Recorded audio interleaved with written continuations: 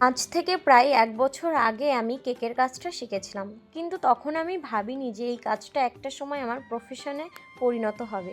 জানো তো, আমি না প্রত্যেকটা কাজই খুব ভালোবেসে করি, আর চেষ্টাও করি যে কিভাবে আরও ভালো করে তোলা যায়। আর আমি যখন নতুন কিছু শিখবো বলে ভাবি, তখন আমার বাড়ির লোকের পাশাপাশি ঋত্বিকও আমাকে খুব সাপোর্ট করে। কেন জানি না, ওরা আমাকে খুব ভরসা করে। আমি যখন বলি যে এই কাজটা কিন্তু আমার শিখতে ইচ্ছা করছে, তো আমি কি শিখবো, তো ওরা কখনোই আমাকে বারণ করে না যে না তুমি শিখো না। ওরা সবসময় আমাকে এটা বলে, হ্যাঁ তুই শেখ, কারণ তুই পারবি। তো এই কথাটা যখন শুনি না, তখন মনের জোরটা আরও বেড়ে যায়। আর এত কথার মাঝে তোমাদেরকে বলাই হলো না যে আমি কিন্তু গেছিলাম কেক ডেলিভারি করতে। আর বাড়ি থেকে যখন একবার বেরিয়েছি, তখন তো দুজন মিলে একটু ঘুরতে যেতেই হবে, তাই না?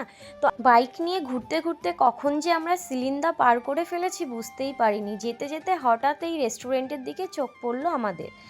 আর চোখ যখন পড়েছে, খেতে তো হবেই।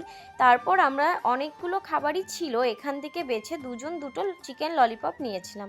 যেহেতু চিকেন ললিপপ খেতে আমরা দুজনই ভীষণ ভালোবাসি, আর যেহেতু এই দোকান থেকে আগে কখনো খাইনি, তো কেমন কি খাবারের টেস্ট সেটাও জানি না, তার জন্য বেশি করে খাবার না নিয়ে এক একটা করেই নিয়ে খেয়ে দেখলাম যে কেমন লাগে খেতে। সত্যি কথা বলতে ভালোই লেগেছে। তো খাওয়া দাওয়া শেষে আমরা আবার যে যার বাড়ির দিকে ফিরে আসলাম। তো এই ভ্লগটা এই অবধি কেমন লাগলো জানি।